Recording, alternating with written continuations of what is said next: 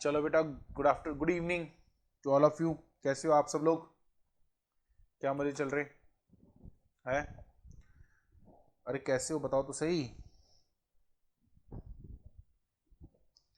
तुम्हारा तो सारा जोश ही ठंडा हो गया, बस 2 दिन तक ही तुम लोगों ने मजे करे, उसके बाद में तुम वापस से अपने उस पर आ गए हैं। वापस से अपनी औकात पर आ गए हैं, बोरिंग होने वाले पर। अरे क्यों दुखी परेशान रहते हो? कहाँ चले गए सब? बच्चे को रिप्लाई नहीं कर रहा आज तो। ऐसा लग रहा है कि कोई दुखी मन मार के। कितने बजे से बैठते हो तुम सुबह यहाँ पे? कितने बजे से क्लास होती है तुम्हारी? गुड मॉर्निंग, गुड इवनिंग बेटा, गुड इवनिंग।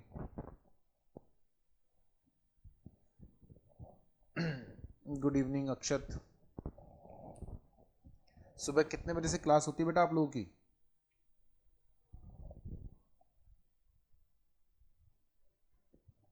आज तो ऐसा लग रहा है कि बच्चे जबरदस्ती क्लास के अंदर बैठे हैं, कोई रिप्लाई नहीं करना चाह रहा। चलो कोई बात नहीं, इसको अपन साइड में कर देते हैं। मुझे ऐसा लग रहा है कि कल के लेक्चर को लेने के बाद में शायद बहुत सारे बच्चे कंफ्यूजन में चले गए थे कल। तो थोड़े कंफ्यूजन आज हमें दूर करने हैं, थोड़े से कंफ्यूजन को हम दूर करेंगे। बहुत सारे डाउट्स दूर करने हैं। सर यार, sir you are not visible. अच्छा, मैं विजिबल नहीं हूँ कि कैमरा ऑन नहीं है क्या? Okay okay, sorry sorry sorry. Mic on नहीं था बेटा, इसलिए आपसे मैं बात नहीं कर पा रहा था। Very good evening to all of you. कैसे हो आप सब लोग?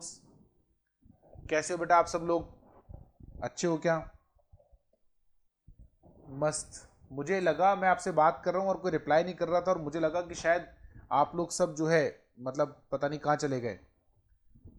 राधे राधे बेटा, Jai Jinendra, good evening to everybody. आपके मैसेजेस देख रहा हूँ मैं। कैसे हो बेटा आप लोग? पहले बताओ हो कैसे आप लोग? दुखी वुखी तो नहीं हो? मन तो ऐसे मार के नहीं बैठे हो कि बोले 6 से 7 का टाइम है तो अभी हम कैसे बैठेंगे? ऐसा तो नहीं है ना? अगर ऐसा है तो फिर छोड़ देना क्लास को, कोई दिक्कत नहीं है, लेकिन ऐसे जबरदस्ती मत बैठना। मजे में। Very good. No sir, we are happy, thank you.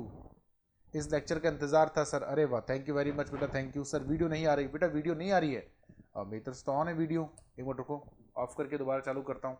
अब आ रहा है क्या वीडियो? बताओ, अभी वीडियो आ रहा है क्या बेटा? थैंक यू बेटा, थैंक यू। आपको इस लेक्चर में अच्छा लगता रहा? थोड़ी चोर आपका लेक्चर थोड़ी छोड़ सकते हैं। अरे वेरी गुड बेटा। सर 18 से फेस टू फेस है। देखो बेटा, अभी अनाउंस हुआ है, देखते हैं क्या होता है। अगर 5 से 18 सब कुछ ठीक रहा तो शायद 18 से क्लासेस चल जाएंगी, बट बाकी मुझे ज़्यादा आइडिया नहीं है। लास्ट क्लास सर आपकी होती है इसलिए पढ़ लेते हैं, लास्ट किसी और की नहीं होती। लास्ट में होती है। अच्छा, अरे वाह, बहुत बढ़िया बेटा। अगर मेरी लास्ट क्लास होने के बाद भी आप क्लास ले रहे हो, मुझे बहुत अच्छा लगा। Very good. अरे बहुत बढ़िया। मोनिका ने मैसेज करा सर, आपकी क्लास में आने के बाद दिल खुश हो जाता है। आपकी क्लास लास्ट है बट बेस्ट है, अशिता ने ऐसा लिखा है। थैंक यू बेटा, थैंक यू वेरी मच। बस आप लोग बोर नहीं होने चाहिए, आप लोग दुखी मन से नहीं बैठे, मेरा यही पर्पस रहता है और मैं वही नहीं चाहता। सर रिलैक्स्ड फील करते हैं। अरे वाह, thank you Vasu, you are great sir, thank you very much, thanks. Thanks a lot for all of your appreciation. चलिए खैर, तो कल बहुत सारे बच्चों को कुछ कन्फ्यूजन हो गया था शायद। जब हम पढ़ रहे थे तो कन्फ्यूजन, बहुत सारे सवाल आप लोगों ने पूछे थे, तो उन सवालों के आज हम डाउट दूर लेंगे, डाउट दूर करेंगे। कुछ एक तो शायद मैंने कल ले लिए थे, बट फिर भी कोई कन्फ्यूजन अगर है तो आज आप सवाल पूछेंगे। पहला मतलब हम लोग आज पहला जो हमारा टारगेट है वो है कल के डाउट्स को क्लियर करना। मतलब पहला हमारा टारगेट ये है कि कल जो आपके कन्फ्यूजन्स थे, अगर वैसे तो मैंने कोशिश की थी कल ही सॉल्व हो जाए, बट फिर भी अगर रह गए थे, नहीं सॉल्व हुए थे, तो मेरा पहला टारगेट ये है कि आपके वो डाउट्स जो हैं वो सॉल्व हों, उनको लेंगे कल। ग्रेट से भी great class, thank you very much बेटा, thank you, thanks a lot, thank you very much. तो हमारा टारगेट ये है पहला। कल एक चीज बार बार बच्चे पूछ रहे थे, शायद मैं कोशिश करता हूं कि आज वो क्लियर हो जाए, क्योंकि रीजनेबल वर्ड जो था हमने शायद डिस्कशन नहीं किया था, या किया था बट कम किया था, या कई बच्चों को उसमें थोड़ा कंफ्यूजन हुआ था। सर कल आपने नोटबुक में कुछ लिखवाया था क्या? हाँ बेटा, थोड़ा सा हम लोगों ने स्क्रीन पे लिखा था, मैंने ऑडिट का डेफिनेशन लिखवाया था, तो वो आप लोगों को कॉपी कर लेना था। नहीं करा है तो कोई बात नहीं, किसी और अपने फ्रेंड्स वगैरह से आप फोटो क्लिक करके मंगवा लीजिएगा। देखो बेटा, हम लोग जब ऑडिट करते हैं तो हमने कल एक चीज डिस्कस की थी, सैम्पलिंग करते हैं। 100% एग्जामिनेशन करना हमारे लिए पॉसिबल नहीं होता, correct? I hope you remember that. Audit करने के दौरान हमें 2-3 बातें समझनी है। हो सकता है जब 2-3 बातों को हम एक साथ लिंक करें तो आपको कंफ्यूजन हो, ये पॉसिबल है। मैं इस बात के लिए पहले से ही प्रिपेयर्ड हूं, और चाहता हूं कि आप भी इस बात के लिए प्रिपेयर्ड रहे कि हम जब 2-3 चीजों को हम आपस में लिंक करेंगे can you sum up yesterday's class. हम बस वही करने जा रहे हैं अनुष्का बेटा, है ना। और फ्रेंड नहीं भेजे भी दें बेटा, फ्रेंड्स वगैरह बनाने पड़ेंगे क्योंकि मैं रोज पुराना वाला रिपीट नहीं कर पाऊंगा। मैं उसका एक आपको ओवरव्यू दे सकता हूं जो भी लास्ट क्लास में पढ़ाया, लेकिन उस पूरे को मैं दोबारा रिपीट नहीं कर सकता एज इट इज। वो थोड़ा सा मेरे लिए मुश्किल है क्योंकि वो टिपिकल सा काम हो जाएगा, राइट। वो बहुत मुश्किल है, इसीलिए आप कोशिश कीजिए बेटा प्लीज क्लास ना छोड़ें या रिकॉर्डिंग देख लें, राइट। हाँ, रिकॉर्डिंग आप देख सकते हैं, वो अवेलेबल है जो पोर्टल है उसके ऊपर, तो वहां से आप रिकॉर्डिंग देख सकते हैं, आपके डाउट्स दूर हो जाएंगे बेटा, है ना। फ्रेंड्स कैसे बनाए ऑनलाइन में? अरे बड़ा आसान है, बहुत आसान है, आपस में बात करते रहो, फ्रेंड बन जाओगे, इसमें क्या है। इसलिए तो 18 तारीख से क्लासेस चालू करवा रहे हैं। सीएम से बात करी मैंने इस बात के लिए कि मैंने बच्चे कैसे बनाएंगे फ्रेंड्स, कितनी दिक्कत हो रही है बच्चों को, इसलिए सीएम साहब से बोला कि, तो उन्होंने कहा चलो ठीक है 18 से क्लास खोलते हैं। पहले तो 10 से ही खोल रहे थे, लेकिन फिर वो 14 तारीख की सकरात आ गई, उसमें आप छुट्टियां लोगे 2-3 दिन की, इसलिए हमने पहले ही कहा ये बच्चे बहुत जो है छुट्टियां करेंगे, इसीलिए आप जो है थोड़ा 18 से खोलो, ठीक है। चलो, तो हमने कल कहा कि हम जब ऑडिट करते हैं, मैं फिर बोल रहा हूं आपको, हम 2-3 कॉन्सेप्ट्स को लिंक करने वाले हैं, कंफ्यूजन ना हो इसीलिए आप बहुत ज्यादा ध्यान से सुनिएगा। हमारा ऑडिट में मीनिंग हमने कल समझा ऑडिट का कि आपको रीजनेबल अश्योरेंस लेना होता है कि फाइनेंशियल स्टेटमेंट में मिस स्टेटमेंट नहीं है, और हमने कहा रीजनेबल होने के लिए आप 100%। सर अब कहां से हूं? अरे बेटा बाद में बताऊंगा, पहले टॉपिक डिस्कस कर लूं। वैसे मैं जयपुर से ही हूं, ठीक है, वैसे मैं भरतपुर से हूं, ठीक है, मतलब पैदा होने से पहले भरतपुर में था, अब तब से मैं जयपुर में ही रह रहा हूं, तो अब तो हम जयपुर के ही हो गए, अब तो काहे के भरतपुर के। हाँ, लेकिन मेरा ससुराल भरतपुर का है ना। चलिए, इसलिए मैं मेरी वाइफ से बड़ा सोच समझ के बात करता हूँ। वो बड़ी स्ट्रेट फॉरवर्ड है, वो मतलब उसकी एक आदत मुझे बड़ी अच्छी लगती है, वो उसका सबसे अच्छी चीज़ क्या है ना, वो एकदम स्ट्रेट फॉरवर्ड है, जो बोलना होता है ना साफ मुंह पे बोलती है वो, बिल्कुल मतलब बस सबसे अच्छी चीज़ मुझे लगती है। एक दिन वो गाना गा रही थी, वो एक लॉम्बोर्गिनी वाला गाना है ना, तो उसमें एक लाइन आती है, सानू भी जूता दे दो, है ना। तो मैंने उसको ऐसे ही बोला एक दिन कि मैंने कि ये क्या गा रही है, जूता दे दो लोग मारेंगे। उसकी बस यही बात मुझे बड़ी अच्छी लगती है, स्ट्रेट मुंह पे बोलती, बोली रहोगे तुम गंवारी, तुम्हारे अंदर अकल नहीं आएगी, मीनिंग तुम्हारे को समझ में आता नहीं, इतना स्ट्रेट फॉरवर्ड बोलती है। चलो खैर, अब हम लोग 2-3 चीजों को मिक्स करेंगे, तो थोड़ा ध्यान से आप समझना, लिंक कर रहा। हमारा जो ऑडिट करते समय पर्पस है, हमारा पर्पस ये है कि फाइनेंशियल स्टेटमेंट में मिस स्टेटमेंट है या नहीं, इसको हम ढूंढें, राइट। हमने लिखा ना आपको इस बात के लिए एश्योरेंस लेना है कि financial statement free from miss statement, आगे क्वेश्चन मार्क है, यानी फ्री फ्रॉम मिस स्टेटमेंट है, ऐसा ही जवाब नहीं लेना, हमें यह जवाब लेना है कि क्या ये फ्री फ्रॉम मिस स्टेटमेंट है। हो सकता है आंसर हाँ आए, हो सकता है आंसर ना आए, हमें नहीं पता, लेकिन ये हमें ढूंढना है। अब हमने साथ में एक वर्ड उसके जोड़ दिया, रीजनेबल। वो हमने इसलिए जोड़ दिया क्योंकि हमने फाइनेंशियल स्टेटमेंट की ऑडिट करने के दौरान हमने वो वर्ड इसलिए जोड़ा क्योंकि हम 100% एग्जामिनेशन नहीं कर सकते, करेक्ट।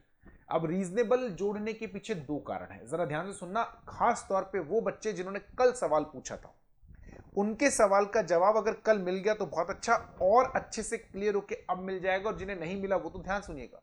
ये रीजनेबल वर्ड जोड़ने के पीछे 2 बड़े रीजन है।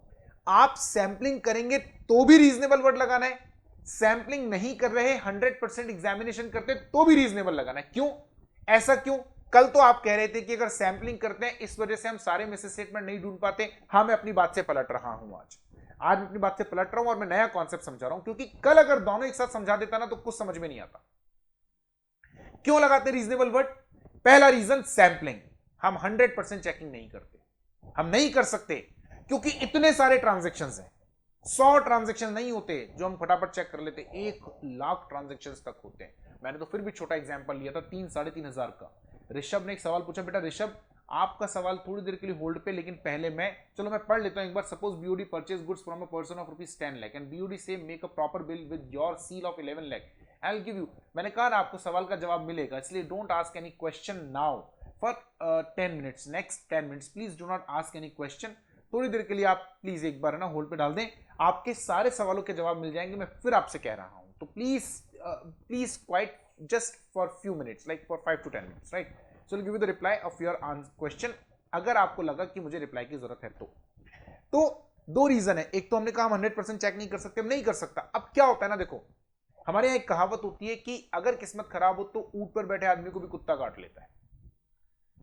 आपके 100 में से 2 ट्रांजैक्शन के अंदर फ्रॉड था या एरर था, यानी मिस स्टेटमेंट था, पर मैं कर रहा हूं सैंपलिंग, तो मैं 100 चेक नहीं कर सकता, तो मैंने 10 ही चेक करे, क्योंकि सैंपलिंग तो अलाउड है, हाँ अलाउड है, पूरा एक चैप्टर है आपके कोर्स में, चैप्टर नंबर 7 ऑडिट सैंपलिंग पर अलाउड है, टेक्निकली अलाउड है। हम अपनी मर्जी से सैंपलिंग नहीं कर रहे हैं, हमारे इंस्टीट्यूट ने परमिट कराए, और इसलिए परमिट कराए क्योंकि sampling is a scientific technique. कल मैंने आपको एग्जांपल लेकर बताया था कि मेडिकल साइंस तक में जहां तो जिंदगी दांव पर लगी होती है, हमारे ऑडिट में गलती हुई तो कोई बात नहीं, लेकिन अगर डॉक्टर ने गलती कर दी तो जान जाएगी, वहां पे भी सैंपलिंग कर रहे हैं, फिर तो हमें अलाउड है। अब वो 10 आइटम का या 15 आइटम का जो आपने सैंपल लिया उसमें वो 2 आइटम नहीं है, नहीं है, नहीं है, उन 15 आइटम में 10 आइटम में वो 2 आइटम नहीं है, तो आपने तो 10 आइटम को चेक करा, वो सब सही था, उनमें मिस स्टेटमेंट नहीं मिला, तो आपने पूरे के लिए क्या बोला, फ्री फ्रॉम मिस स्टेटमेंट। पूरे के लिए क्या बोला, फ्री फ्रॉम मिस स्टेटमेंट, और आपने ओपिनियन दे दिया फाइनेंशियल स्टेटमेंट क्या है, ट्रू एंड फेयर। पूरे के लिए क्या बोला, फ्री फ्रॉम मिस स्टेटमेंट, और आपने ओपिनियन दे दिया financial statement true and fair है। लेकिन गलती हो गई गलती, 2 ट्रांजैक्शन के अंदर फ्रॉड एंड एरर था ना, नहीं पता, इसका क्या इलाज है, इसका कोई इलाज नहीं है। जब जब आप ऑडिट में सैंपलिंग करेंगे तब तब ये होगा, आप कुछ नहीं कर सकते, इसे हम लोग सैंपलिंग एरर बोलते हैं। हाँ, और थोड़ा ध्यान से कर लेंगे, बस इतना ही कर सकते हैं आप, और कुछ नहीं कर सकते आप। और हम कुछ सैंपलिंग करने के तरीके हैं स्टैंडर्ड, वो फॉलो कर लेंगे, लेकिन ये रिस्क रहेगा। आप कहें सर मुझे तो ये रिस्क नहीं लेना, तो आपको एक ही काम करना पड़ेगा, 100% चेक करो, और कोई सोल्यूशन नहीं है। Is it clear? दूसरी बात, मैंने कहा था ना कि हम रीजनेबल 2 रीजन से लगाते हैं, एक तो रीजन ये तो कल भी चर्चा की थी, आज बता रहा हूं, और सोल्यूशन नहीं है। दूसरा, आप सैंपलिंग करो या ना करो, ये समस्या आएगी क्या, विंडो ड्रेसिंग। मैनेजमेंट में बैठे लोग फाइनेंशियल स्टेटमेंट में गड़बड़ी कर सकते हैं, और कुछ गड़बड़ियां ऐसी हैं जो आप नहीं पकड़ पाओगे, मेरी बात का विश्वास कीजिए, अनुभव के आधार पे ही पकड़ पाओगे। यानी अगर फर्जी बिल लगा दिया तो आप नहीं पकड़ सकते कि यह बिल फर्जी है। बहुत सारे ऐसे खर्चे होते हैं, बहुत सारे ऐसे इनकम है, बहुत सारे ऐसे एसेट्स हैं, आप कैसे प्रूव करें मुझे, तो आप बिल को देखकर मैं कैसे कहूं कि ये बिल फर्जी है, नहीं कह सकता, भले ही मुझे पता है। कई बार होता है, एक पिक्चर आई थी जॉनी LLB 1, आपको याद हो तो, उसमें लास्ट में ना जो जज होता है वो एक डायलॉग बोलता है बड़ा अच्छा सा, बिल्कुल एंड वाला, जब वो अपना जजमेंट दे रहे होते तब की बात है। वो क्या बोलते हैं कि जिस दिन कोर्ट में केस आता है, जिस दिन पहली बार कोर्ट में केस आता है, उसी दिन जज को पता होता है कि साला अपराधी कौन है, लेकिन सबूत का इंतजार करते रहते हैं। सबूत आता नहीं, अपराधी छूट जाता है, क्योंकि बिना सबूत के हम सजा नहीं दे सकते। सारा खेल इसी बात का है। हम ऑडिट करते समय कई बार ऐसा होता है कि मुझे पता नहीं क्यों लग रहा है बिल फर्जी, लेकिन मैं कुछ नहीं कर सकता क्योंकि बिल के जो पैरामीटर्स उनको देखकर वो एकदम ओके लग रहा है, क्या करूंगा। या कई बार पकड़ में ही नहीं आता, इसका कोई सोल्यूशन नहीं है। आप चाहें सोल्यूशन, हाँ एक सोल्यूशन है जो मैं नहीं बता सकता, मतलब बता सकता हूं लेकिन सिखा नहीं सकता, क्यों, क्योंकि वो अनुभव से आता है। आप जितने पुराने ऑडिटर होते जाओगे ना, जितने एक्सपीरियंस ऑडिटर हो जाओगे, जितनी ज्यादा ऑडिट करते जाओगे, धीरे धीरे आपको अपने आप लगने लग जाएगा, पहचान लोगे। जैसे डॉक्टर नहीं होता क्या, मैं आपको बताऊं, नए डॉक्टर के पास जो नए नए डॉक्टर बनाओ, मालूम बीमारी के इलाज आपके, अरे यार ये तो अच्छा डॉक्टर है, अच्छा नहीं, एक्सपीरियंस नहीं है ना। मान लो किसी बीमारी के 3 कारण है, किसी बीमारी के 3 कारण है, क्या फर्क होता है नए और पुराने डॉक्टर में, बताता हूं मैं आपको। किसी बीमारी के 3 कारण है, यानी ये बीमारी, फलाना बीमारी 3 रीजन से ही होती है, और चौथा रीजन नहीं होता। अब आप भगवान ना करे बीमारी हो, कोई व्यक्ति डॉक्टर के पास गया, सब बीमारी हो गई, मेरे को नया नया डॉक्टर अभी भी बनाया, वो ज्यादा पुराना डॉक्टर नहीं है, वो पहला, वो आप उसको सिम्टम बताओगे सब ये सिम्टम है, उसे नहीं पता कि कौन से सिम्टम में कौन सा रीजन चलता है, या कौन से रीजन में कौन से सिम्टम आते हैं, उसको नहीं पता। हाँ बीमारी ये पता है 3, क्योंकि पढ़कर आया ना, सीख कर नहीं आया, सीखता आदमी खुद से, उसको पता है कि इस बीमारी में ये 3 रीजन होते हैं, पर इस लक्षण के आधार पे कौन सा रीजन होगा, तो वो क्या करेगा, आपने जो लक्षण बताए, वो आपके लक्षण सुन रहा है, ठीक है, वो पहला रीजन मान के आपको दवाई दे देगा। आप सही हो गए, तो उस दिन वो ये सीख गया कि इस लक्षण में या इन सिम्टम्स में ये रीजन होता है। आप सोच रहे हो आपका इलाज करा, वो अपना ट्रायल कर रहे हैं, उस दिन उस डॉक्टर को समझ में आया कि यार अगर ये सिम्टम है ना, तो इस बीमारी में ये रीजन है। आप सही नहीं हुए, 3 दिन की दवाई डॉक्टर सामान्य तौर पे लिखता है, तो डॉक्टर को ये पता चल गया कि इन लक्षण में ये सिम्टम नहीं होते, he is always in win win situation. अगर आप सही नहीं हुए तो उसको ये समझ में आ गया कि जब जब किसी व्यक्ति को ये सिम्टम हो तो ये बीमारी इस रीजन से नहीं, अब बाकी बचे 2 रीजन, वो दूसरा रीजन मानकर दवाई देगा। आप ठीक हो गए तो डॉक्टर को समझ में आ गया कि हाँ इस बीमारी में ये लक्षण हो तो ये रीजन होता है, इसके लिए ये दवाई चलेगी। सही नहीं हुए तो 6 दिन हो गए ना, 3 दिन बाद तीसरा रीजन, अब तो आप सही होंगे ही झक मरा के, लेकिन डॉक्टर को फिर समझ में आया कि हाँ यार इन लक्षण में ये बीमारी होती है और इसका ये रीजन होता है। हाँ, आप समझ रहे हो, आपका इलाज चल रहा है, वहां डॉक्टर का ट्रायल चल रहा है। अब पुराना डॉक्टर है 20 साल 25 साल, उसको ये करते हुए हो गए 20-25 साल, तो वो 1 मिनट में पकड़ लेता, बोले ये सिम्टम, क्योंकि उसने बहुत सारे समझो वो ट्रायल लेकर आया है। और आप सीधे उसी डॉक्टर के पास गए जो 20-25 साल, अरे यार शानदार डॉक्टर है, अरे शानदार वो एक दिन में नहीं हुआ, और ये दुनिया की किसी किताब में नहीं सिखाया जाता, ये एक्सपीरियंस से ही आता है, इसको बोलते हैं डायग्नोसिस करना। ऐसे ही आपके और हमारे साथ, तभी तो chartered accountant, practising chartered accountant, practising doctor, practising वकील पहले दिन से सारे केस नहीं जीतता, कितने केस हारे होंगे तब जाकर वो केस जीतना सीखता है, क्योंकि कानून की किसी किताब में ये नहीं सिखाया जाता कि केस जीता कैसे जाता है, समझे आप। इसलिए मैं आपको कह रहा हूं कि जब, थैंक यू बेटा, एक बच्चे ने लिखा सर आप लाइफ की रियलिटी बता देते हो। नहीं, रियलिटी मैं नहीं बताता, मैं लाइव एग्जांपल लेता हूं जो एक्चुअल में है। तो आप समझो, हम जब ऑडिट, मैं पहला केस क्या लिया सैंपलिंग, तो वहां तो चलो हमने सैंपलिंग की थी, हमने मान लिया कि यार सैंपलिंग की थी इसीलिए मैं कुछ फ्रॉड नहीं पकड़ पाया। दूसरा केस वो है जहां मैंने सैंपलिंग नहीं करी लेकिन मैं फिर भी नहीं पकड़ पा रहा, क्यों? क्योंकि मेरे सामने फर्जी बिल लाए गए हैं और मैं अपने अनुभव के आधार पर फर्जी बिल। हाँ, ऐसे भी चार्टेड अकाउंटेंट्स हैं, इतने एक्सपीरियंस्ड हैं। जब मैं आर्टिकलशिप में था तो हमारे प्रिंसिपल थे SK Jain sir, Surendra Kumar Jain sir. जब मैं आर्टिकलशिप में था 2005 की बात है, ऐसे 15 साल पहले की बात कर रहा हूं मैं, तब भी वो 65 साल के थे, अब तो वो 80 साल के हैं। उनका मतलब वो उनको ऑडिट करने की जरूरत नहीं, वो डॉक्यूमेंट देख के बता देते थे कि इसमें गलती और ये फर्जी है या असली है। वो एक दिन में नहीं आता, 35 साल हो गए, 40 साल हो गए काम करते करते, तब जाकर आया। तो इसका इलाज, कोई इलाज नहीं। अगर फर्जी बिल है तो कोई इलाज नहीं है sir. If a bank given money to other party और other party is no bond ने, अदर पार्टी ना तो बॉन्ड देते हैं ना बैंक रिसीव देते हैं। अरे बेटा ये जो तुमने एग्जाम्पल लिया ना, ये एग्जाम्पल तुम उठाकर आए हो स्कैम 1992 से, आई बात सर, पिक्चर आई थी अभी थोड़े दिनों पहले 1992 से, वहां से उठाया ये इसने एग्जाम्पल और यहां टिका दिया। इसको लगा बोले ये तो साला एजेड आदमी है, इसने कहां देखी होगी पिक्चर, ये तो घोंचू है, इसको हम टिका देते हैं एक बार ना, आपने मुझे टिका दिया, ये गलत एग्जाम्पल ले लिया, ये गलत है बेटा। नहीं नहीं नहीं, ये अभी तुम्हारे काम का नहीं, चैप्टर नंबर 12 में पूछना जब बैंक ऑडिट पढ़ाऊंगा।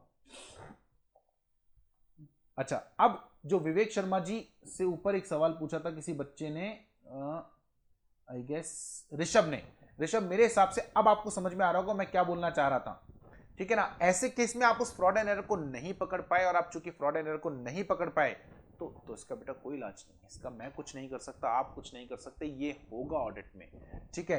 अच्छा, आपको फर्जी बिल पकड़ना आए, हाँ ये जरूर कर सकते हैं कि आप पूरा ध्यान से, जैसे नए ऑडिटर है, अब इसका मतलब तो ये हो गया कि जब तक मैं पुराना नहीं होगा तब तक तो मैं हमेशा गलत रिपोर्ट देता रहूंगा। नहीं, ऐसा भी नहीं है, आपने पढ़ाई तो करी है ना, इतनी 3 साल की आर्टिकलशिप, आपको पता है हमसे ज्यादा लंबी आर्टिकलशिप सिर्फ डॉक्टर्स की होती है, बाकी इतनी लंबी आर्टिकलशिप किसी की नहीं होती। सीएस में भी जो है ना साल भर 6 महीने की होती है, सीएमए में भी 6 महीने की होती है, आपकी सीए वालों की 3 साल की आर्टिकलशिप होती है, या फिर एमबीबीएस वालों की होती है। 3 सालों में हम बिल्कुल वैसे ही काम करते हैं जैसे आप चाहते, तो आप समझो जिस दिन आप सीए बन के निकलोगे उस दिन आपका 3 साल का एक्सपीरियंस तो है, तो एकदम ऐसा आप बिल्कुल बॉर्डम नहीं हो, आप एकदम बिल्कुल घोंचू नहीं हो कि आप जिस दिन ऑडिट करने गए आप इस दिन एकदम मतलब फर्जी, नहीं नहीं। 3 साल की आर्टिकलशिप में यही तो सीखते हैं, प्रैक्टिकल एक्सपोजर। क्यों?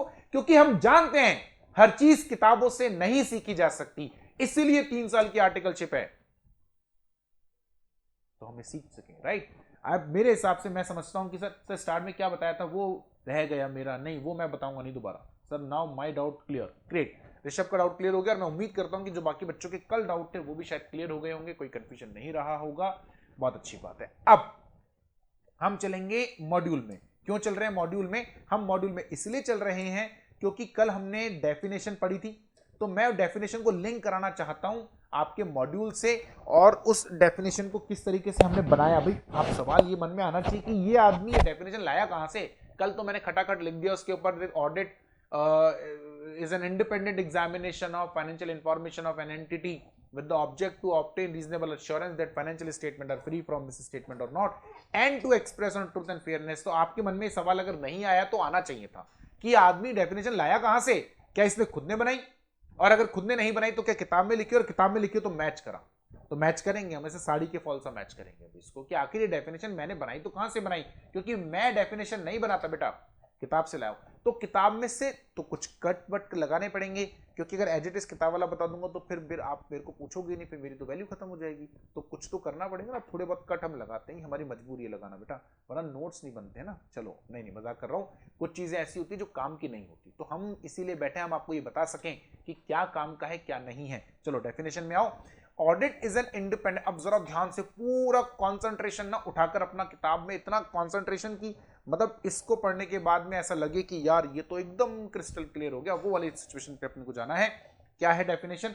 Audit is an independent examination of financial statement of any entity. अब इसके आगे जो ये लिखा है, ये जो लिखा है ये हम देंगे काट, क्योंकि ये बेवकूफी है। क्या मतलब है? ये लिखते हो वो एंटिटी साइज में लीगल हो, इलीगल हो, प्रॉफिट ओरिएंटेड हो, नॉट, अरे भाड़ में गया।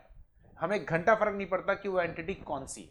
हम जब ऑडिट करते हैं हमें फर्क पड़ता है पैसे मिलने चाहिए। अब ये एंटिटी प्रॉफिट ओरिएंटेड है, नॉट प्रॉफिट ओरिएंटेड है, वो प्रॉफिट कमा रही है नहीं कमा रही, साला भाड़ में जाए, हमें क्या लेना देना। हमारा कंसर्न क्या है? ऑडिट करनी। और मैं आपको इस बात पे विश्वास दिलाता हूं, पूरी ऑडिट के दौरान कहीं पे भी ऑडिट के मतलब एंटिटी टू एंटिटी ऑडिट का तरीका बदलता नहीं। हाँ, वो एक अलग बात है कि अब कंपनी के ऊपर कंपनी से लगता है तो यार कंपनी से के हिसाब से ऑडिट करूंगा ना। अब मैंने कंपनी से के हिसाब से ऑडिट करी तो पार्टनरशिप फर्म की ऑडिट में थोड़ी ना कंपनी से लगा दूंगा। अब बोले साहब आपने तो शुरू में कहा था डिफरेंस आएगा ही नहीं, आप झूठ बोलते हो, बोले बोले चीटिंग करता है, तू चीटिंग करता है, हमारे साथ में चीटिंग करता है। अरे चीटिंग नहीं कर रहे हैं, लेकिन वो तो नेचुरल पर्सपेक्टिव है। कंपनी की ऑडिट में कंपनी से लगेगा तो पार्टनरशिप फर्म की ऑडिट में पार्टनरशिप एक्ट से चेक करूंगा ना, कंपनी से कैसे लगा दूंगा वहां पर। बस उतना ही फर्क आता है। यानी जो चीजें उस एंटिटी को दूसरी एंटिटी से अलग बनाती है उनकी वजह से डिफरेंस आएगा तो आएगा, वरना ऑडिट की टेक्निक्स में, ऑडिट के मेथड्स में, ऑडिट के जो प्रिंसिपल्स है उनमें फर्क नहीं आता। इसलिए हमें इस बात से फर्क नहीं पड़ता कि वो एंटिटी कौन सी, और इसलिए मैंने ये काट दिया, ये बिल्कुल इररिलेवेंट है। किसी को रटना हो, कई लोग होते हैं ना बोले साहब मैं तो एकदम वर्ड टू वर्ड चतुर की तरह रटूंगा, फिर वो हम नहीं कुछ कर सकते, फिर वो तो आपकी इच्छा है। कई बच्चों को क्या ना वो बड़े डर डर के जीते हैं, उनकी जिंदगी ऐसे निकल जाती है। और अगर बाई चांस, उनको इस पे भी डर लगता है यार बाई चांस इसी 3 लाइनों पर यार 5 नंबर का सवाल पूछ लिया तो क्या होगा? कुछ नहीं होगा, तू फेल हो जाएगा, क्योंकि तुझे तो 5 ही नंबर का क्वेश्चन अटेंड करना है, 95 का पेपर तो अटेंड ही नहीं करना। अरे भाई ऐसा नहीं होता है, अगर हम कह रहे हैं काट दो तो काट दो, right. The objective of audit is to express opinion. अब यहां बेवकूफी कर दी, ऑब्जेक्टिव होते हैं 2, इन्होंने बोला objective is to express opinion. कल हमने नीचे 2 बनाए थे ना ऐसे एरो, दूसरे वाले में तो ओपिनियन एक्सप्रेस करना, पहले वाले में तो कुछ और लिखा था। ये कह रहे हैं ऑब्जेक्टिव। अब आप कहोगे बोले फिर तू 2 ऑब्जेक्टिव कहां से लेकर आया? मैं लेकर नहीं आया, आपकी किताब में नीचे लिखा हुआ है कि 2 हैं, 2 ऑब्जेक्टिव हैं। तो कुछ बच्चे इस लाइन को इंपॉर्टेंस, बेटा इसको इंपॉर्टेंस नहीं देना, बिल्कुल हटा दो लाइन को। अब इन्होंने बोला to express opinion on the financial statement, 2 objective है, खाली ओपिनियन एक्सप्रेस करना ऑब्जेक्टिव नहीं। कैसे बताता हूं, 2 मिनट के लिए इसको छोड़ देते हैं, नीचे चलते हैं फिर बताऊंगा। नीचे कहां पर? अगले पेज पर देखो, ऑब्जेक्टिव ऑफ ऑडिट क्या दे रखा है? 2 ऑब्जेक्टिव। क्या ऑब्जेक्टिव है? To obtain reasonable assurance whether financial statement as a whole are free from misstatement whether due to the fraud and error. अरे जब आपने मिस स्टेटमेंट वर्ड लिख दिया तो ये लिखने की जरूरत कहां रह गई?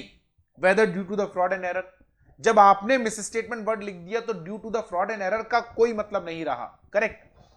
Thereby enabling auditor to express opinion, आया ना? देखो दूसरा ऑब्जेक्टिव, ये पहला ऑब्जेक्टिव है, ये दूसरा ऑब्जेक्टिव है। आगे लिखा on whether the financial statement इस, ये जो लाइन है देखो ना, on whether the financial statement are prepared in all material respect in accordance with applicable FRF. इसको आप मान लो ये एग्जिस्ट ही नहीं करती, पढ़ना है, भयंकर इंपॉर्टेंट है, लेकिन चैप्टर नंबर 3 में पढ़ेंगे, चैप्टर नंबर 3 में पढ़ेंगे।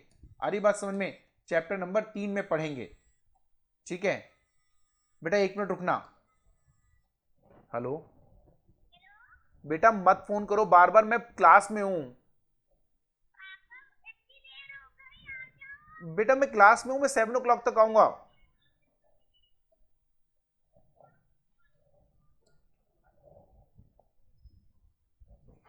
अरे यार तो ये इस ऊपर लेके जाओ तो नीचे चला जाता है, नीचे लेके जाओ तो क्या हो रहा है, ये ऊपर लेके जाता तो ऊपर से हट ही जाता है ये। चलिए, तो इस ये पढ़ेंगे, ये इंपॉर्टेंट है, बट चैप्टर नंबर 3 में पढ़ेंगे, अभी नहीं।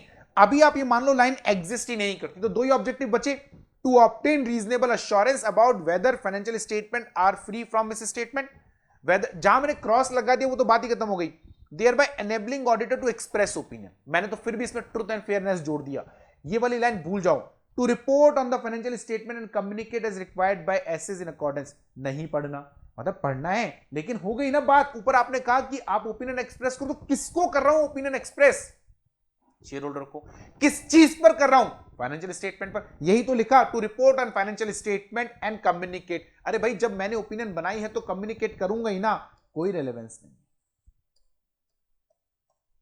आप बोलोगे नहीं सर नीचे इन अकॉर्डेंस विद ऐसे तो लिखा हुआ है, बताऊंगा लेकिन बाद में, अभी काम का नहीं है, तो अब कट कटाकर क्या बचा, अब बचा audit is an independent examination of financial statement of entity, ऊपर लिखा हुआ था, फिर नीचे लिखा था ऑब्जेक्टिव क्या है, एक्सप्रेस ओपिनियन, वो हमने यहां कवर कर लिया, to obtain reasonable assurance that financial statement are free from misstatement, correct, and to express opinion, सब यहां आ गया। अब बताओ इसमें क्या नहीं आया समझ में, जल्दी से बताओ, अब समझाओ कि इस डेफिनेशन में क्या लिंक नहीं हो रहा, क्या बिल्कुल लिंक हो रहा है, ठीक है ना, बिल्कुल लिंक हो गया। चैट बॉक्स खोलना, चैट बॉक्स नहीं खुल रहा है इसका यार, क्या हो रहा है यार इसमें, अरे यस सर क्लियर है सर, ऐसे क्या होता बेटा, ऐसे का मतलब होता है standards on auditing, standards on auditing, हाथ में अगर मॉड्यूल है तो जैसे मैंने काटा ना वैसे काटो, और जो मैंने लिखा चैप्टर 3 तो लिखो, अगर मैं भूल जाऊं तो आपको याद रहना चाहिए कि सर चैप्टर 3 में ये लाइन छुड़वा, चैप्टर 1 में आपने कहा था चैप्टर 3 में बताऊंगा, मैं भूल जाऊं तो भी आपको याद रहना चाहिए, वैसे मैं भूलूंगा नहीं, ठीक है, मार्किंग कर लो फटाफट से, फिर आगे वाले टॉपिक पे चलें, मेरे हिसाब से कोई कंफ्यूजन नहीं है और होना भी नहीं चाहिए, ठीक है, चलिए ग्रेट, सब बच्चे लिख रहे हैं सर क्लियर है, बहुत बढ़िया। अब बात करते हैं बेटा अपन लोग, सर आईसीआई के मॉड्यूल के प्रिंट आउट निकलवाने हैं क्या, अरे बेटा कल बताया था ना, मॉड्यूल का प्रिंट आउट निकलवाओगे तभी तो आप लिखोगे, वरना कैसे लिखोगे, sir every entity has a separate method of audit, know every entity have a same similar, हम लोग, अब मैं यहां ऑडिट पढ़ रहे तो हम लोग आपको ऑडिट पढ़ाते समय सारे का सेम प्रोसेस ही बताएंगे ना, अलग अलग थोड़ी ना बताएंगे, सेम प्रोसेस होता है, हाँ एंटिटी के नेचर के हिसाब से थोड़ा बहुत चेंज होता है, जैसे मैंने कहा था, शायद आपने उस वाली बात पर ध्यान नहीं दिया, कंपनी है तो कंपनीज एक्ट लग जाएगा, पार्टनरशिप फर्म है तो पार्टनरशिप एक्ट लग जाएगा, प्रोप्राइटरी फर्म है तो, और मतलब इस तरीके से जो वेरिएशंस आएंगे वो आएंगे, बाकी से कोई बहुत बड़ा चेंज नहीं आता एंटिटी के नेचर के हिसाब से, तो इसलिए परेशान होने की जरूरत नहीं है आप लोगों को बिल्कुल भी, लेकिन मॉडल प्रिंट आउट निकलवा लें तो ठीक है। सर ओल्ड मटेरियल चल सकता है क्या अभी के लिए, हाँ चला सकते हैं, पेजेस आगे पीछे हैं, थोड़ी सी दिक्कत होगी लेकिन वो आपको मेहनत करनी पड़ेगी, अगर आप नए मॉड्यूल की पुराने मॉड्यूल से काम चला रहे हो तो थोड़ी सी मेहनत आपको करनी पड़ेगी, पेजेस आगे पीछे हो रहे हैं राइट, तो वो दिक्कत आपको आएगी, उतना ध्यान रखें, बाकी और कोई परेशानी नहीं है, ठीक है। चलिए अब इसको हटा देते हैं यहां से, आप सबने नोट डाउन कर लिया होगा मेरे हिसाब से। चलिए ऑडिटर का काम ये भी नहीं है क्या कि वो लॉ फॉलो करे, बिल्कुल है, बस 2 मिनट 5 मिनट में वहीं जा रहे हैं, बिल्कुल 2 मिनट में वहीं जा रहे हैं, आपने सवाल पूछा, हमें बिल्कुल समझ में आ गया, इसीलिए हम बस वहीं आपको लेके जा रहे हैं, नीचे 6 पॉइंट आपको दिख रहे होंगे, इन 6 पॉइंट्स की हम बात करेंगे।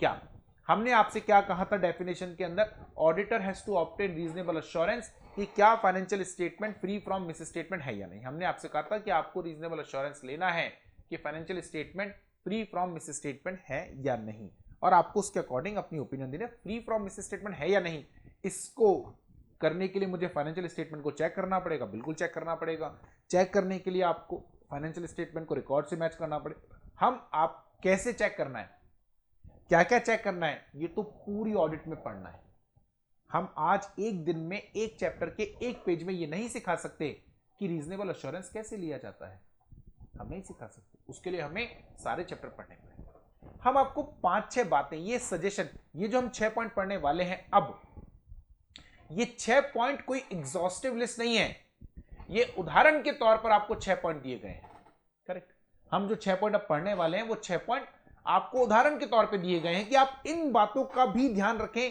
अगर आप इन बातों का ध्यान रखेंगे तो आप फाइनेंशियल स्टेटमेंट में मिस स्टेटमेंट अच्छे से पकड़ पाएंगे, यानी आप उसमें अगर उनको मिसलीड किया, क्योंकि देखिए आप समझे आपका और यानी हमारा और पुलिस का जो काम है वो लगभग एक जैसा है, दोनों के काम शक से स्टार्ट होते हैं, या ऐसे बोले हम कोई भी काम करते हैं तो शक को उसमें शामिल करते ही हैं, क्योंकि उसके बिना हम आगे नहीं बढ़ सकते। क्यों बोल रहा हूं मैं ऐसा?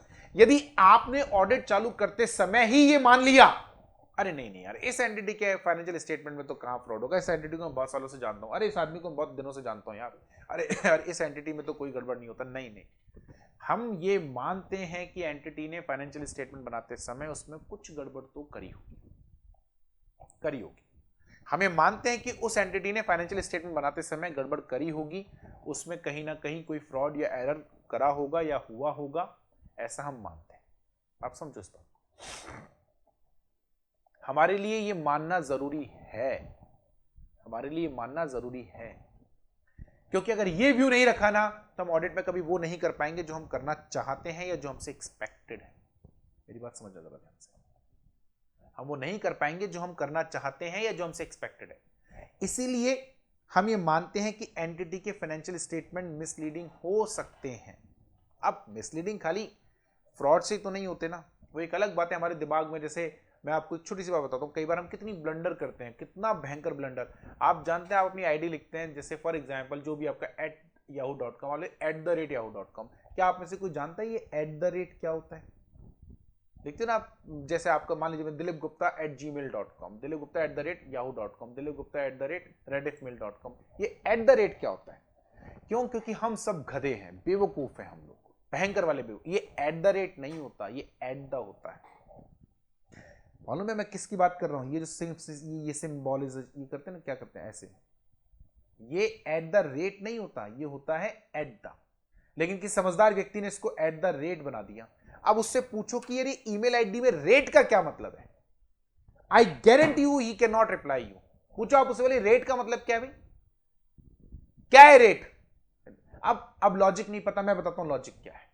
ये जो ये लेटर आप देख रहे हैं, ये लेटर मालूम है कहां से आया? पहले बिल करते तो बिल बनाते समय पूरा लिखना पड़ता था, जैसे आइटम नंबर X @।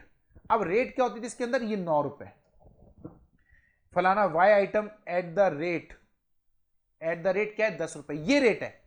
इस 2 वर्ड्स की जगह एक वर्ड ये बना दिया, तो ये @ नहीं था, ये @ था। रेट तो ये होती है, मतलब 10 रुपए के हिसाब से। अब वो जो मेल आईडी में हम यूज करते हैं वो @ नहीं, वो होता है। वो तो लॉजिक समझ में आता है। Dilip Gupta @gmail.com, Dilip Gupta @yahoo.com, Dilip Gupta @yahoo.com क्या होता है? बेवकूफी, बिल्कुल नॉन टेक्निकल चीज। लेकिन अब किसी को बोलोगे ना तो बोले गड़ा ही होशियार बन रहे हैं, मानेगा और नहीं, अपनी गलती मानेगा भी नहीं। जबकि @ नहीं होता, होता है। इसी तरीके से हमारे साथ प्रॉब्लम क्या है मालूम है? ये बताया क्यों मैंने आपको? ये मैंने आपको इसलिए बताया क्योंकि कुछ बच्चों ने चैट कर दिया, देखो इस बात पे भी कुछ ना कुछ बोलेंगे। यस सर, @ बिल में आता है, पता है बेटा मेरे को, नहीं मानेंगे, शुरू से चलता आ रहा है, बस यही समस्या है। यही आप लोगों के साथ भी है। जैसे हमने लिखा ना मिसलीड, वर्ड लिखा ना मिसलीड, तो दिमाग में पहुंच गया फ्रॉड। मिसलीड करा, फ्रॉड। मिसलीड तो एरर की वजह से भी हो सकता है भाई। बताओ आप, क्या हम मिस स्टेटमेंट वर्ड यूज करते तो फ्रॉड ही बोलते हैं? नहीं, लेकिन ये हमारा मिसकंसेप्शन है कि जैसे हमने बोला मिसलीड, बोले फ्रॉड नहीं। तो हम क्या कह रहे हैं? हम ये कह रहे हैं कि आप ये मान के चलिए कि फाइनेंशियल स्टेटमेंट मिसलीड कर रहे होंगे, यानी उनमें शायद मिस स्टेटमेंट होंगे, चाहे जानबूझकर किया गया होगा या गलती से किया गया होगा, लेकिन उसमें फ्रॉड एंड एरर होगा, फ्रॉड एंड एरर होगा। हरी बात समझ में? इसीलिए हम आपसे चाहते हैं कि आप इन कुछ बातों को ध्यान में रख लेंगे तो शायद आप फाइनेंशियल स्टेटमेंट्स को अच्छे तरीके से आप उसकी ऑडिट कर पाएंगे। जैसे पहला आपको क्या चेक करना था? अकाउंट्स हैव बीन, आप इन चीजों को चेक करें, मतलब खुद को सेटिस्फाई करें इन चीजों के लिए। The accounts have been drawn up with reference to entries in the books of accounts. ये देखना बेहद जरूरी है कि जो अकाउंट्स बनाए गए हैं वो एंट्रीज से बनाए गए हैं। लाजमी सी बात है, फाइनेंशियल स्टेटमेंट जो बनते हैं वो ट्रायल बैलेंस से बनते हैं, ट्रायल बैलेंस से फाइनेंशियल स्टेटमेंट बनता है, फाइनेंशियल स्टेटमेंट बनने के बाद ट्रायल बैलेंस नहीं बनता। इसी तरीके से ट्रायल बैलेंस लेजर से बनता है। आई बस समझ में? लेजर किससे बनता है? जनरल एंट्री से। तो आपको ये देखना है कि जो अकाउंट्स हैं वो बुक्स ऑफ अकाउंट्स आपस में मैच हो, यानी फाइनेंशियल स्टेटमेंट और बुक्स ऑफ अकाउंट्स मैच होने चाहिए, right? In the entries in the books of accounts are adequately supported by sufficient appropriate evidence. The most important, this audit evidence पूरा एक chapter number 4 जो है ना वो एक्सक्लूसिवली ऑडिट एविडेंस पर ही ड्राफ्टेड है। Do you know that? पूरा चैप्टर, एक सिंगल चैप्टर ऑडिट एविडेंस पर ड्राफ्टेड है। सोचिए आप जरा। तो क्योंकि audit evidence very important, we can not say purchase are okay unless the purchase bills are available. We cannot say that the sales are okay unless sales bills are available. We cannot say that expenses are okay unless expenses के bills are not available. So we need to find out the documentary evidences of transactions. अगर आप सारे check करें तो सारों का, आप सारे नहीं चेक कर रहे हैं, कुछ ट्रांजेक्शंस चेक कर रहे हैं तो कुछ ट्रांजेक्शंस का, but you need to check few transactions and you need to match them along with their evidences, right? You need to match them with their evidences. That's important. गजब sir गजब। अरे गजब क्यों, क्या हो गया बेटा? चलिए थर्ड, अगेन थोड़ा सा लंबा एंड वो है स्टेटमेंट, तो हो सकता है कि शायद आपको जो है मतलब एक बार में समझ में ना आए, है ना, इसलिए थोड़ा ध्यान सुनिएगा। None of the entries in the books of accounts are omitted in the process of compilation.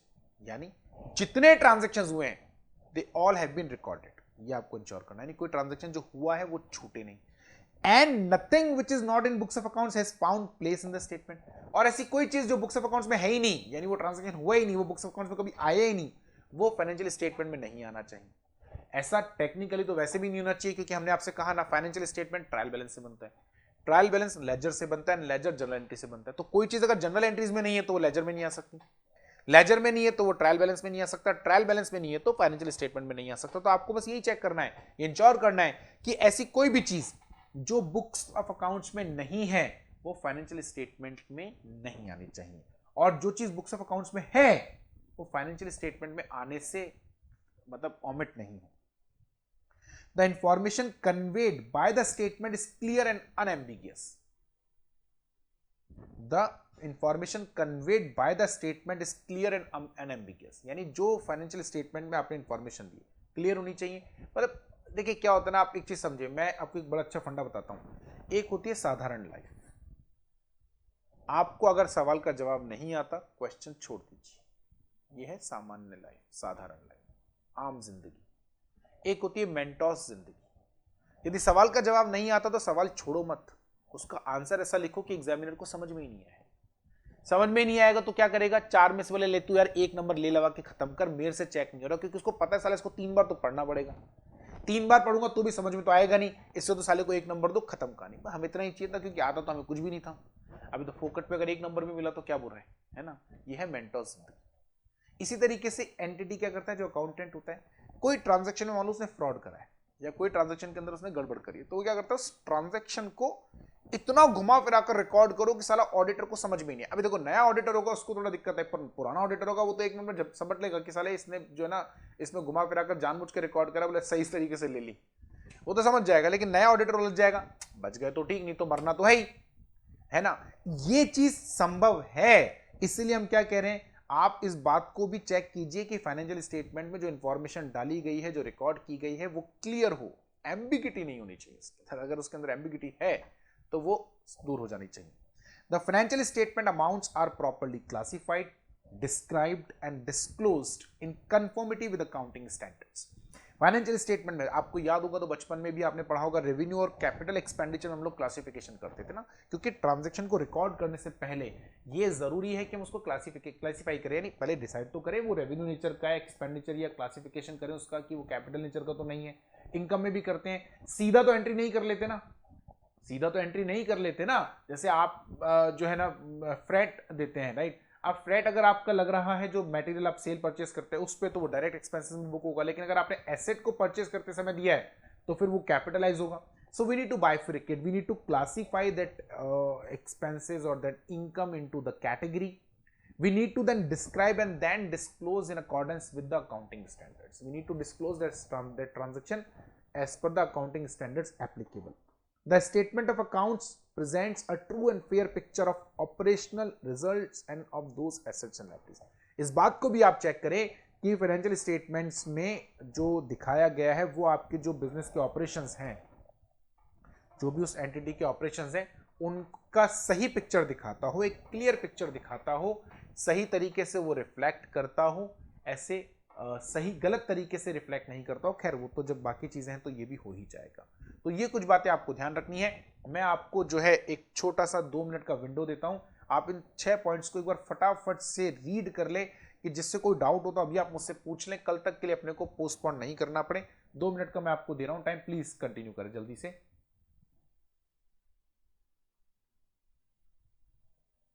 Ambiguity का मतलब होता है बेटा कंफ्यूजन, मतलब क्लियर नहीं है कोई चीज, जब क्लियर नहीं होती उसको बोलते हैं एम्बिग्यूटी। ऑपरेशनल रिजल्ट मतलब आपने पूरे साल भर में जो काम करा उसको बोलते हैं, जो सेल परचेस करा, जो खर्चे करे, वो ऑपरेशंस है आपके एंटिटी के, उनकी सही पिक्चर दिखनी चाहिए, रियल पिक्चर दिखनी चाहिए। कंपाइलेशन मतलब फाइनेंशियल स्टेटमेंट को बनाना, बनाते समय, यानी जब ट्रायल बैलेंस से फाइनेंशियल स्टेटमेंट बनाते हैं तो उस प्रोसेस को कंपाइलेशन ऑफ फाइनेंशियल स्टेटमेंट बोलते हैं।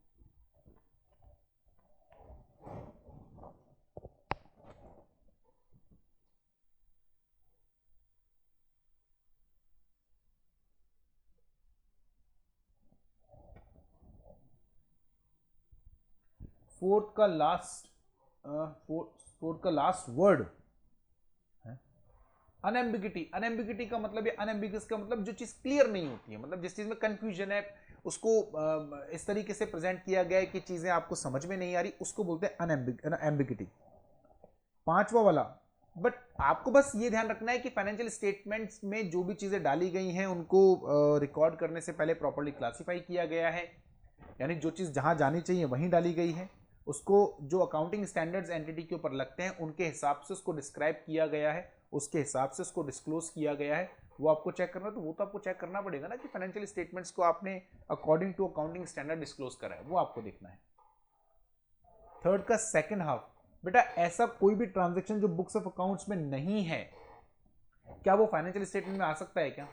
यानी वो लेजर में भी नहीं है, वो ट्रायल बैलेंस में भी नहीं है, क्या वो फाइनेंशियल स्टेटमेंट में आ सकता है? नहीं आ सकता। फिर हमें बस यही चेक करना है कि ऐसा कोई ट्रांजैक्शन ना हो जो फाइनेंशियल स्टेटमेंट में है ही नहीं, ठीक है। Omitted in process of compilation का मतलब है कि कोई ट्रांजैक्शन जनरल एंट्री में तो था, लेजर में भी था, ट्रायल बैलेंस में भी था, जब ट्रायल बैलेंस से फाइनेंशियल स्टेटमेंट बना रहे थे, यानी कंपाइलेशन कर रहे थे फाइनेंशियल स्टेटमेंट, उस समय हटा दिया, उस समय उसको गायब कर दिया, ऐसा नहीं होना चाहिए। बेटा अनएम्बिगस में 3 बार बता चुका हूं, आपका ध्यान कहां है? अनएम्बिगस में 3 बार बता चुका हूं। अनएम्बिगस का मतलब होता है कि वो चीज क्लियर नहीं हो, ऐसा नहीं होना चाहिए। एम्बिगिटी का मतलब है कंफ्यूजन।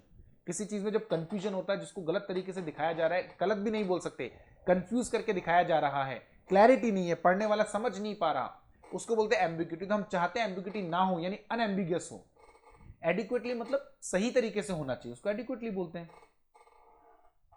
बेटा ऑडिटर को ऐसे पता चलेगा कि फाइनेंशियल स्टेटमेंट को, एक राघव ने सवाल पूछा कि कोई एंट्री ओमिटेड है तो कैसे पता चलेगा? देखो अगर वो जनरल एंट्री में ही ओमिटेड थी, यानी उसकी जनरल एंट्री नहीं हुई, तो थोड़ा मुश्किल है पकड़ना।